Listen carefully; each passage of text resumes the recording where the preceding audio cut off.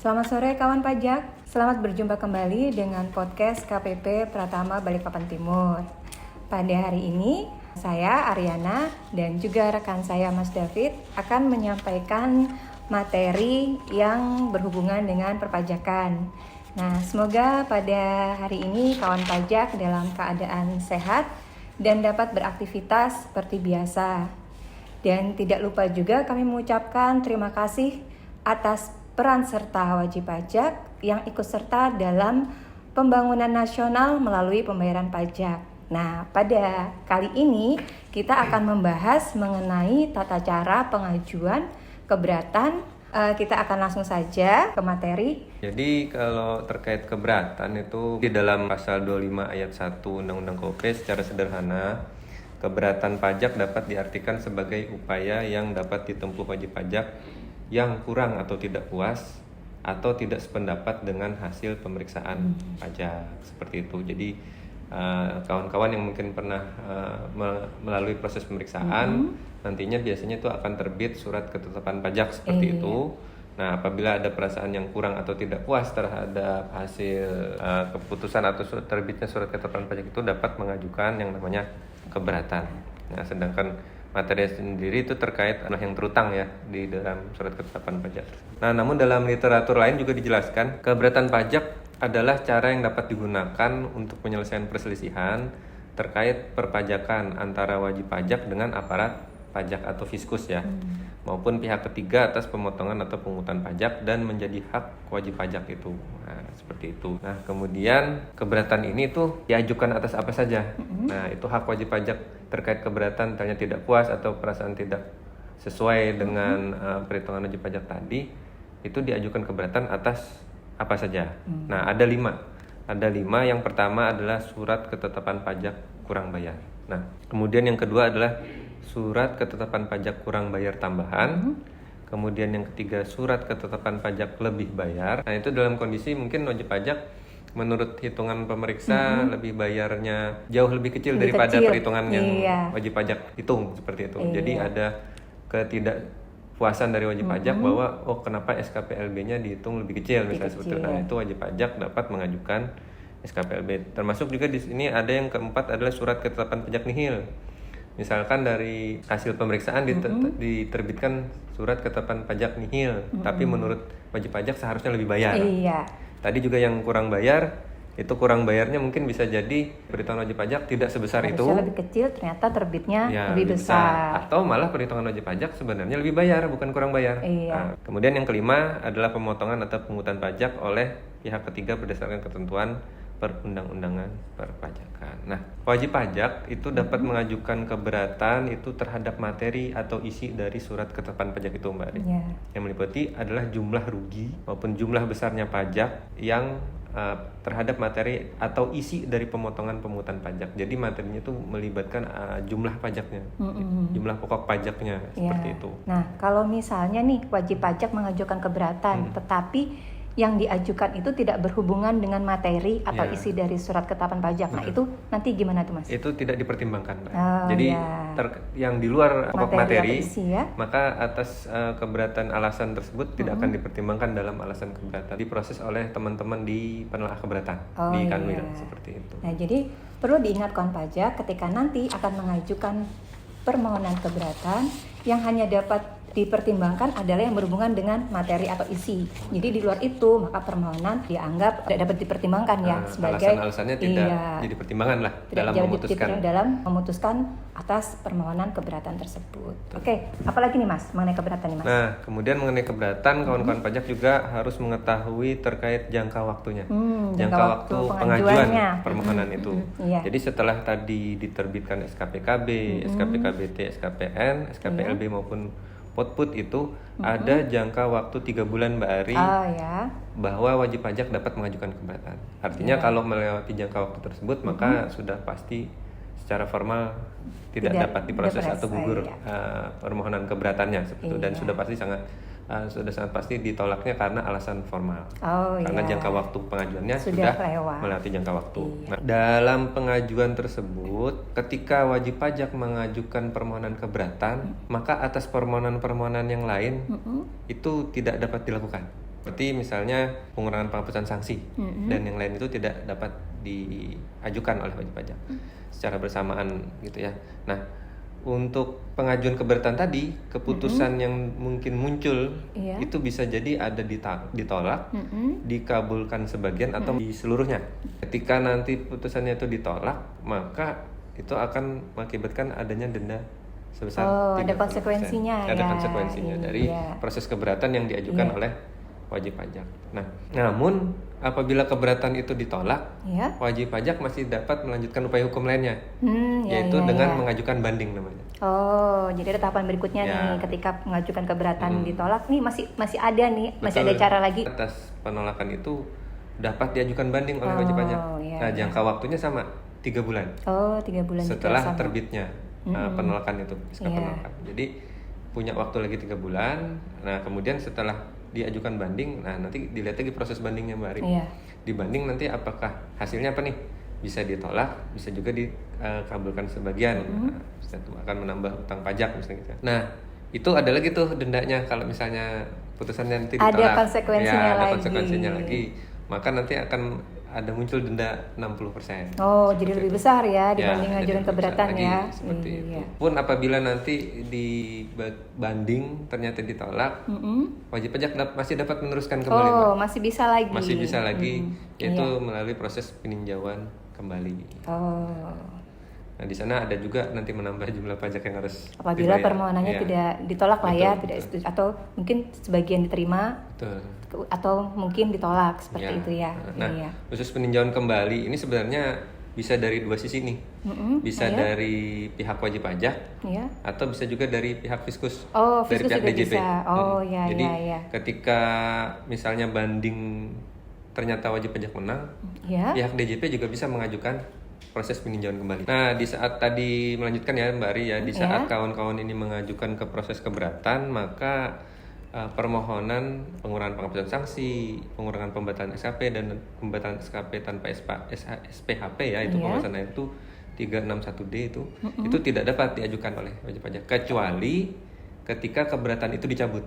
Oh, jadi bisa ya, sudah mengajukan tetapi wajib pajak juga bisa mencabut kembali permohonan. Maka bisa mengajukan permohonan yang lainnya tadi, ada penghapusan sanksi, pembatalan dan seterusnya. Oh, ya.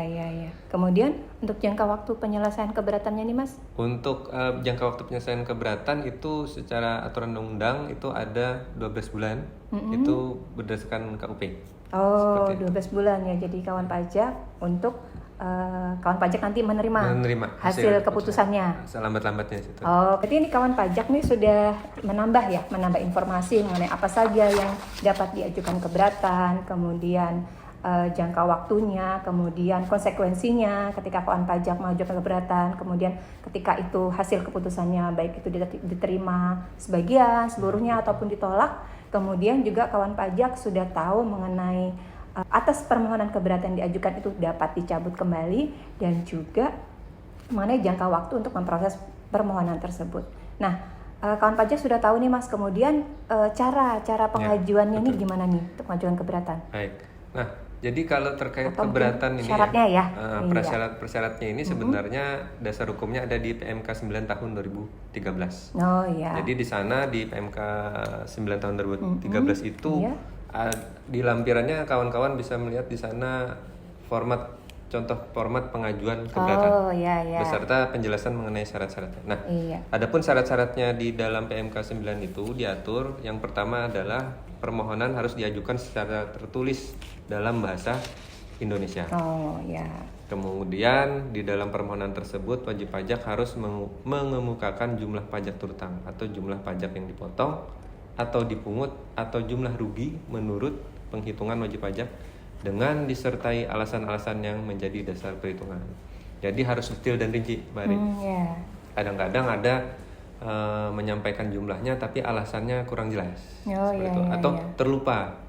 Nah, seperti itu. Kemudian untuk satu keberatan itu hanya untuk satu surat ketetapan pajak. Jadi tidak bisa satu permohonan kemudian terlampir beberapa ketetapan. Tidak boleh seperti itu ya. Jadi satu permohonan hanya untuk satu surat ketetapan pajak, satu pemotongan pajak atau satu untuk satu pemungutan pajak. Kemudian wajib pajak telah melunasi pajak yang masih harus dibayar paling sedikit sejumlah yang telah disetujui wajib pajak dalam pembahasan akhir hasil pemeriksaan. Oh, jadi ada yang harus dibayar dulu ya? Ya, di LHP atau di KKP di LHP itu di dalam pembahasan akhir pemeriksaan kawan-kawan pajak pasti dipanggil oleh pihak pemeriksaan. Kemudian di sana akan diuraikan bahwa ada persetujuan akhirnya itu berapa nilai yang disepakati. Kesepakatannya berapa, seperti itu ya? Nah, apabila mengajukan keberatan itu harus telah dilunasi dulu. Betul.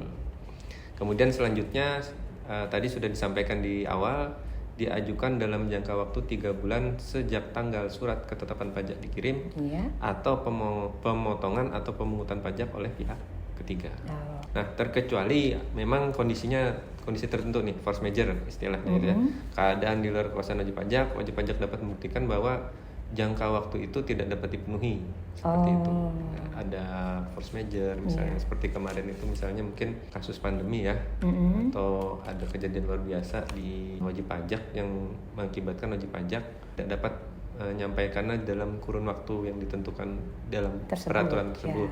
Namun harus ada bukti-bukti pendukung yang kuat. Dapat menunjukkan ya. Kemudian surat keberatan ditandatangani oleh wajib pajak, dan dalam hal surat keberatan ditandatangani oleh bukan wajib pajak, surat keberatan tersebut harus dilampiri dengan surat kuasa khusus sebagaimana dimaksud dalam pasal 32 ayat 3 Undang-Undang KUP. Iya, jadi masih diperkenankan ya yang tanda tangan bukan wajib pajaknya ya. Betul. Kemudian wajib pajak tidak mengajukan permohonan sebagaimana dimaksud di pasal 36 Undang-Undang KUP. Nah, ini yang tadi tuh pasal 361A, 1B, 1C, 1D itu tidak boleh bersamaan, itu berbarengan. Jadi memang harus memilih opsinya yang mana nih, mau ngajuin keberatan atau pengurangan penghapusan sanksi kah misalnya, atau pembatalan seperti itu. Baik, kawan pajak mungkin sudah semakin bertambah banyak ya informasi yang kita peroleh nih. Nah, kemudian apa lagi nih Mas yang mau disampaikan nih? Ada lagi ketentuan khusus sebenarnya, namun ketentuan khusus ini bisa dikonsultasikan lah ke kantor pajak. Namun ini kita sampaikan saja. Nah, kalau misalnya dalam hal terdapat penerbitan surat keputusan pembetulan secara jabatan, itu maka paling lama 3 bulannya itu dikirim itu surat keputusan pembetulan yang jadi acuan. Oh, jadi acuan surat keputusan atas yang direvisi itu jadi yang kalau pembetulannya. Tadi, betul. Jadi yang pembetulannya yang dijadikan dasar. Jika ada surat keputusan pembetulan atas produk hukum, maka yang diajukan keberatan itu maka sesuai dengan surat tanggal pembetulannya itu. Ya. Jadi bukan lagi yang awal, misalnya nih 3 bulannya September, ternyata ada pembetulan. Misalnya di terbitnya Oktober, berarti 3 bulannya dari SK pembetulannya itu. Betul sekali. Nah, kemudian juga ada ketentuan lainnya yang menyebutkan dalam hal wajib pajak mengajukan keberatan jangka waktu pelunasan pajak yang masih harus dibayar yang tidak disetujui dalam pembahasan akhir hasil pemeriksaan atau pembahasan hasil verifikasi sebanyak tercantum dalam surat ketetapan pajak kurang bayar dan surat ketetapan pajak kurang bayar tambahan dan belum dibayar pada saat pengajuan keberatan tertangguh sampai dengan 1 bulan sejak tanggal penerbitan surat keputusan keberatan. Seperti itu. Kemudian apalagi nih Mas yang mau disampaikan? Alur penyelesaiannya itu ketika ini berarti kawan pajak sudah menyampaikan ya, diterima secara formal, kemudian dari KPP meneruskan ke Apa Kanwil. yang dilakukan dari KPP. Kemudian didispo di Kanwil, didispo ke bagian ke penelaah keberatan yang proses nanti. Maka dari pihak penelaah keberatan nanti akan meminjam dokumen-dokumen. Akan mengkoordinir ke wajib pajak. Betul. Akan langsung wajib pajak akan langsung dihubungi oleh penalah keberatan. Betul. Seperti itu. Jadi meminta keterangan, bukti, bisa dalam pemanggilan itu melakukan wawancara dengan wajib pajak tersebut. Meminta keterangan baik itu soft copy, hard copy nanti diminta. Nah, dalam hal tersebut maka wajib pajak memiliki kewajiban untuk memenuhinya. Karena apabila dengan 15 hari apabila wajib pajak tidak menyampaikannya, maka nanti dokumen-dokumen catatan itu tidak memberikan keterangan diminta, nanti tidak akan dijadikan pertimbangan pada saat penelaah keberatan ingin memutuskan.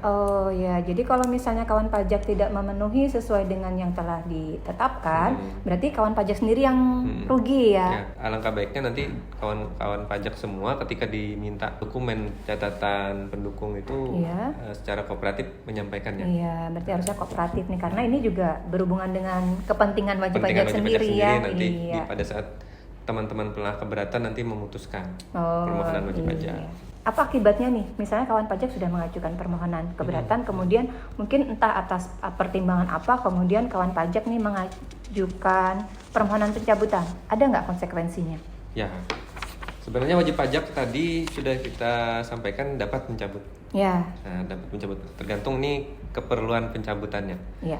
Contoh kasus pada saat di saat-saat pandemi, kalau nggak salah saya ingat itu, Kanwil itu ada membuat suatu program penghapusan sanksi administrasi dan sebagainya. Nah, ada yang mensyaratkan misalnya seperti juga kalau tax amnesty.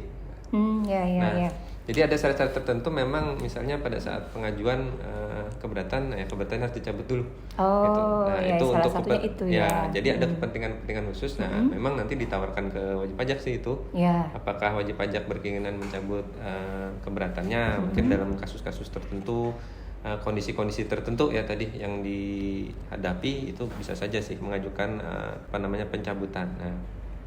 Nah, untuk lebih detailnya lagi gimana nih caranya wajib pajak untuk mengajukan permohonan keberatan? Jadi setelah kawan pajak tadi menyusun surat permohonannya dengan melampirkan dokumen-dokumen yang memadai tadi, maka cara penyampaiannya ke KPP itu dapat melalui pos. Bukti pengiriman surat tentunya kalau pos itu, maka tanggal yang tercantum pada bukti pengiriman surat itu adalah tanggal terimanya. Dianggap tanggal terima yang wajib pajak ya. Itu. Jadi proses dihitung dari tanggal terima itu, kan. Kemudian dapat juga menyampaikan secara langsung lewat loket TPT. Bisa secara langsung. Itu tanggal terima adalah tanggal pada BPS atau bukti penerimaan surat yang kawan-kawan pajak terima. Yang biasanya lembar warna kuning itu, Mbak Rika. Iya. Nah, kemudian dapat juga melalui perusahaan jasa ekspedisi atau jasa kurir pengiriman surat. Nah, ini sama ya. Kalau melalui jasa kurir ini tanggal tercantum pada bukti pengiriman surat itu yang dianggap sebagai pos tanggal berarti ya. Betul. Nah, kemudian ada juga sebenarnya diatur cara lain e-filing, cuman memang ini belum diakomodir sampai saat ini. Belum diakomodir. Jadi yang masih bisa diajukan kalau keberatan ya itu lewat e-objection di DJP online. Itu menu e-objection lewat DJP online. Jadi secara e-filing ini berarti mungkin melalui e-objection ya Mas.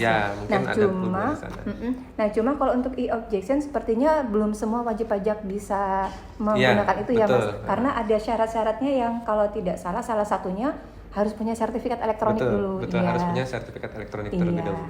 Nah, untuk yang lewat DJP online itu BPE ya, bukti penerimaan elektronik namanya. BPE. Dianggap sebagai tanggal terima permohonan kawan-kawan pajak. Nah, baik kawan pajak, sudah banyak yang kita bahas, sudah jelas sekali dan rinci mengenai pengajuan permohonan keberatan. Jadi ketika kawan pajak menerima SKP atau STP, ketika kawan pajak merasa ini tidak seharusnya atau tidak sesuai dengan wajib pajak, ada cara untuk mengajukan. Atau ada saluran nih untuk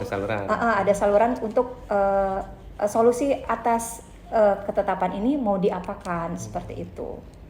Dan mungkin itu saja yang dapat kami sampaikan pada hari ini, dan kami sampaikan juga bahwa segala bentuk layanan kami tidak dipungut biaya, dan apabila ada yang mengatasnamakan Direktorat Jenderal Pajak, misalnya ada pungutan atau mungkin biaya yang diminta sehubungan dengan pelayanan kami, kawan pajak dapat melaporkan atas hal tersebut, bisa melalui call center atau mungkin yang lebih gampangnya bisa langsung menghubungi ke KPP terdekat untuk melaporkan hal tersebut. Demikian saya sampaikan, kami berdua menyampaikan, dan juga mohon maaf apabila ada kesalahan mengenai penyampaian kami pada pagi hari ini, dan semoga yang kami sampaikan ini dapat bermanfaat untuk kawan pajak semua. Demikian, terima kasih. Sampai jumpa pada podcast KPP Pratama Balikpapan yang lainnya.